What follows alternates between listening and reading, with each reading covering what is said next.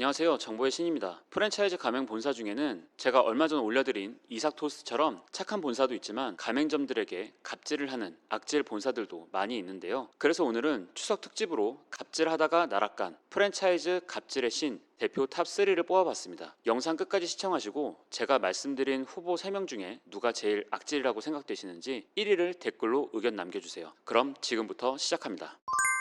갑질의 신 후보 1번 총각내 야채가게입니다. 총각내 야채가게는 1998년 자연의 모든 것이라는 이름으로 시작되었습니다. 대치동 음마아파트 후문에서 장사를 시작한 곳이 본점인데요. 총각내 야채가게의 이영석 대표는 트럭 행상으로 시작해 대치동의 18평의 야채가게를 대한민국 평당 최고 매출액을 기록하는 매장으로 만들어내며 유명해졌습니다. 이후 전국에 약 50여 개 가맹점을 내고 연매출 400억 원대로 업체를 키워낸 성공 스토리가 업계에 소문이 나자 이영석 대표의 성공담을 소재로 한 뮤지컬이 2008년에 제작되고 2011년에는 지창욱 주연의 드라마로까지 제작되었는데요. 하지만 이런 성공 신화 뒤에는 가맹점주들에게 욕설을 하고 따귀를 때리며 금품 상납까지 요구하는 도를 넘은 갑질이 있었다는 사실이 2017년 언론 보도를 통해 드러나며 충격을 줬습니다. 당시 총각내 야채가게는 일반 프랜차이즈와 달리 외부 모집이 아닌 본사 직원들 가운데에서 선발해 가맹점주가 되는 방식으로 사업을 확장해왔다고 하는데요. 자본금이 없는 젊은 직원들이 가게를 차릴 수 있도록 월세 보증금이나 권리금, 인테리어 비용 등 목돈을 본사가 내주고 가맹점주가 갚아나가는 방식으로 가맹점을 내주다 보니 본사가 갑인, 우월적인 지위에 놓이게 되었고 가맹점주들은 이영석 대표의 막말과 폭언에 저항하지 못하며 금품 상납 요구도 거스르지 못하는 구조였다고 합니다. 예를 들어 점주들 단톡방에 이영석 대표가 나 스쿠터 사줄 사람 하면서 사진을 올리면 선착순으로 잘 보이고 싶은 사람이 먼저 손을 들고 사주는 방식이었다고 하는데요. 그런데 이게 배달용 스쿠터 그런 게 아니라 4천만 원에 육박하는 캐남 스파이더인지 웬만한 자동차 가격에 달하는 이걸 타고 이영석 대표가 여행을 가는 사진도 있었습니다. 또한 이를 배우고 매장을 차리는 식의 도제식 교육 시스템이다 보니 이영석 대표가 가맹점주들에게 스승의 날에는 감사 문자를 보내도록 강요했으며 인사를 하지 않으면 배은망덕한 제자로 치부하고 쓰레 같은 놈들이라고 욕을 했다고 하는데요. 이러한 욕설은 2주에 한 번씩 열리는 가맹점주 교육에서도 있었다고 합니다. 이 교육의 이름은 이른바 진돗개 교육이라 불리웠는데 직원이 가맹점을 준비하는 과정에서 이영석 대표에게 500만 원을 내면 멘토가 되어주는 교육인데 진돗개 교육 수강 여부는 대외적으로는 선택사항이었으나 이 교육을 듣지 않을 경우 가맹점을 못 낼 것 같은 불이익이 우려되는 분위기가 형성되었기에 필수로 500만 원을 내고 들을 수밖에 없었다고 합니다. 더욱 충격적인 건 교육 도중 교육생인 가맹점주에게 너 똥개야 진돗개야 라고 물어본 다음에 진돗개 교육인이 교육생이 진돗개입니다 라고 답을 하면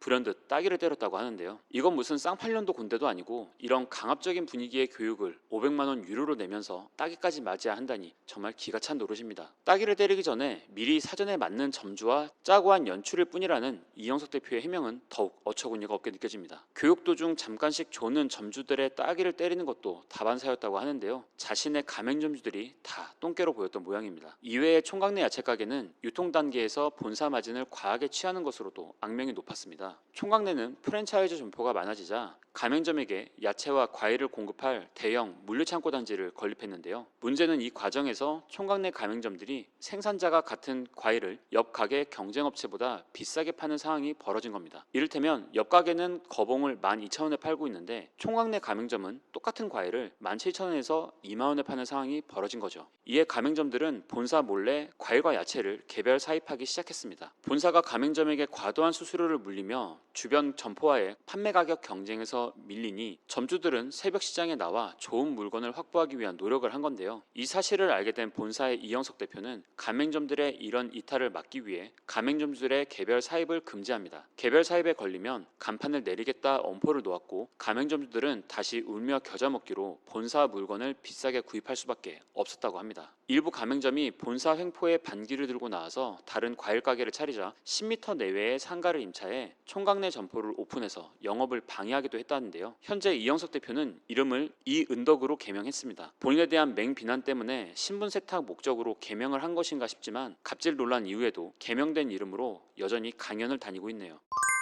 갑질의 신 후보 2번 호식이 두 마리 치킨입니다. 호식이 두 마리 치킨의 시작은 1999년으로 거슬러 올라갑니다. 당시 IMF 외환위기로 경제가 어려울 때 업계 최초로 두 마리 치킨 컨셉으로 큰 성공을 거둔 브랜드이죠. 호식이 두 마리 치킨의 이름은 대표인 최호식 회장의 이름에서 따온 것인데요. 최호식 회장의 갑질 중에 가장 크게 회자가 되었던 건 바로 2017년 20대 여직원을 호텔에 강제로 끌고 가 성추행하려 했던 사건입니다. 당시 입사 3개월 차이던 여직원 A씨를 청담동의 한 일식집으로 불러 저녁 식사를 했다고 하는데요. 이 식집에는 최호식 회장과 A씨 단 둘뿐이었고 최 회장은 이후 일식집에서 자리를 옮겨 인근 호텔로 A씨를 데리고 갔다고 합니다. 사회초년생인 A씨는 이러지도 저러지도 못하고 호텔 로비까지 최 회장을 따라갔지만 체크인을 하려는 모습을 보고 다급해진 A씨는 생면부지의 사람들에게 도움을 요청했고 주위 사람들이 그녀를 도와줘서 최 회장의 손에 풀려난 A씨는 다급하게 호텔 밖으로 도망쳐 나와 마침 도로에 대기하고 있던 택시에 올라탔다고 하는데요. 당시 정황을 뒷받침하는 CCTV가 공개되며 온라인상에는 호식이 두 마리 치킨에 대한 불매운동이 거세게 일었고 해당 논란으로 인해 최호식 회장은 회장직에서 물러났지만 소비자들의 불매운동으로 인해 호식이 두 마리 치킨의 매출은 40%나 급락하게 됩니다. 또한 간장치킨의 조리법을 두고 가맹점을 상대로 갑질을 하다 거액을 배상하게 된 사건도 있었는데요. 호식이 두 마리 치킨의 대표 메뉴라 할 수 있는 간장치킨을 제조할 때 간장 양념을 붓으로 발라야 하는데 한 가맹점이 양념을 분무기로 뿌렸다면서 본사가 가맹 해지를 진행한 겁니다. 당시 가맹본부는 해당 가맹점이 조리 매뉴얼을 위반했다며 시정을 요구했었는데요. 이에 가맹점주 B씨는 조리 매뉴얼에 분무기를 사용하면 안 된다는 내용이 없다면서 시정 요구를 거절하고 본사는 가맹 계약을 일방 해지하게 됩니다. 이에 가맹점주 B씨는 가맹본부를 상대로 소송을 제기했고요. 대법원까지 간 판결은 가맹점주 B씨의 손을 들어줬는데요. 당시 재판부는 호식이 두 마리 치킨의 조리 매뉴얼에는 간장 소스를 붓을 이용해서 발라야만 한다고 나와 있지 않다며 간장 소스 사용법과 관련한 문구가 명확하지 않다고 판결 이유를 밝혔고 호식이 두 마리 치킨이 본사의 우월한 지위를 남용해 부당하게 가맹계약 갱신을 거절하고 가맹점주에게 불이익을 줬다면서 가맹점주 B씨에게 2천만 원의 손해배상을 지급할 것을 호식이 두 마리 치킨 측에 명령했습니다. 이 가맹점은 한 지역에서 12년에 걸쳐 호식이 두 마리 치킨으로 영업을 해오던 가맹점이었던 것으로 알려졌는데 정말 사소한 감정 싸움을 본사의 지위로 누르려다가 탈이 났던 사건입니다. 한편 호식이 두 마리 치킨은 연매출 500억 단위의 중견기업이지만 법인이 아닌 최호식 회장 개인 사업자로 운영되는 기업인데요. 강남구 학동로 337에 있는 지상 18층 규모의 대형 빌딩인 호식이 타워도 결국 엄밀히 이야기하면 최 회장 개인 소유나 마찬가지인 겁니다. 이 때문에 호식이 두 마리 치킨 최호식 회장이 대표이사직에서 물러난 후로도 상표권 로열티를 받고 있다는 의혹이 제기되는 상황인데요. 최호식 전 회장은 여전히 개인 사업자 대표로 등재되어 있고 법인 전환 등을 추진하고 있지 않기 때문입니다. 호식이 두 마리 치킨은 여직원 성추행 사건이 발생하기 전인 2016년 기준 매출 570억 원에 영업이익 120억 원을 기록해 규모로만 본다면 중견기업에 속하는데요. 그럼에도 불구하고 호식이 두 마리 치킨이 개인 사업자를 고소하는 이유는 여론 불매로 인해 매출에 직격탄을 맞은 데다가 자금을 원활히 활용하는 데 있어서 법인 전환 시에는 여러 가지 제약과 무리가 따르기 때문인 것으로 풀이됩니다. 과거 2012년에는 80억 원을 탈세한 혐의로 고발당하기도 했었는데 비슷한 매출 규모로 성장한 기업들이 개인 사업자를 유지하는 경우는 거의 없다는 것으로 볼 때에 자금과 관련해서 투명하지 못한 부분이 많은 것은 사실로 보여집니다.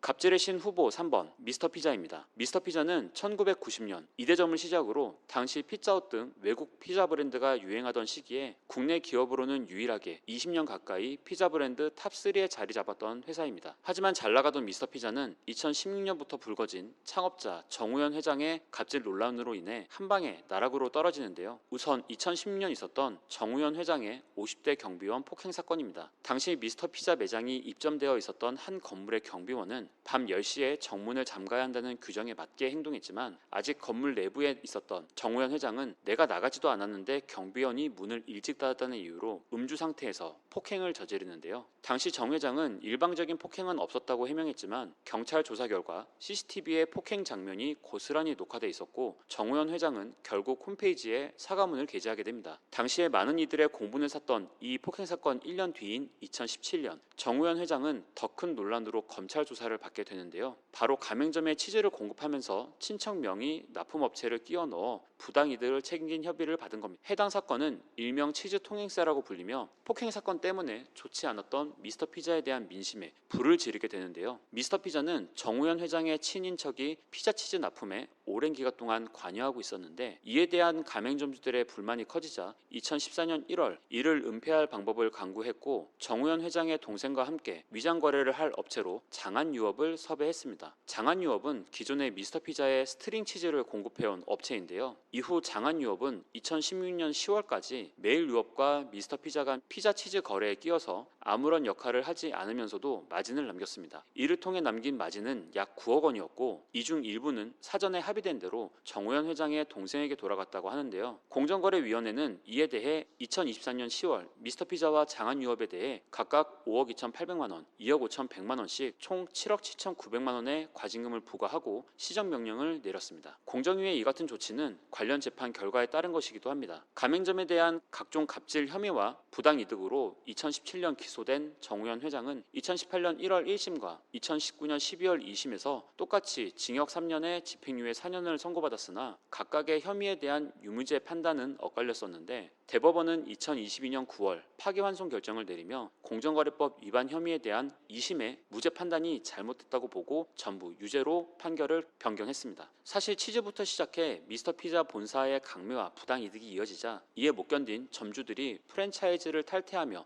해당 가맹점주들이 협동조합을 만들고 피자 연합을 창업했는데요. 정우현 회장은 이를 보고 절대 가만히 있을 인물이 아니었습니다. 미스터 피자는 탈퇴 점주가 운영하는 피자 가게 옆에 직영점을 내서 영업 방해와 보복 영업을 하고 관련 납품업체에게 탈퇴 점주에게는 재료 공급을 하지 못하도록 압박도 넣은 것으로 알려졌는데요. 이런 괴롭힘을 당하던 미스터 피자 탈퇴 점주 이모 씨가 2017년 3월 스스로 목숨을 끊는 안타까운 일도 벌어졌습니다. 결국 공정위는 2023년 8월에 미스터 피자의 이런 보복 갑질 행위에 대해 시정 명령 및 4억 원의 과징금도 부과했습니다. 미스터 피자를 둘러싼 갑질 파문이 불거진 지 어느덧 7년의 시간이 지났지만 그 후폭풍은 여전히 계속되고 있는 모습인데요. 정우현 회장은 2017년 대국민 사과 후 회장직에서 사퇴하고 물러났지만 소비자들의 불매운동으로 인해 현재 미스터 피자의 매장 수는 전성기의 절반 이하 수준인 약 250개 매장 정도로 줄어들어 운영되고 있는 상황이고요. 이후 미스터 피자는 2020년 치킨 브랜드 페리카나에 인수되며 재건을 꿈꾸었지만 한번 나락간 이미지를 다시 살리지는 못하는 모습이네요. 한편 미스터 피자는 2009년 당시 반도체 장비업체와의 합병을 통해 코스닥에 우회 상장했으나 지금까지 살펴본 여러 논란으로 인해 수익성이 악화되며 거래 정지되었고 현재는 상장 폐지를 앞둔 상황입니다. 어떠셨나요? 지금까지 정말 막상막하 용호상박의 다양한 갑질 사례를 살펴봤는데요. 결국 갑질의 끝은 나락이라는 사실을 명확히 알게 해주는 갑질의 신들인 것 같습니다. 오늘 영상도 유익하셨다면 구독, 좋아요, 알림 설정, 댓글로 응원 부탁드리고요. 저는 다음 영상으로 다시 찾아뵙겠습니다. 오늘도 시청해주셔서 감사합니다.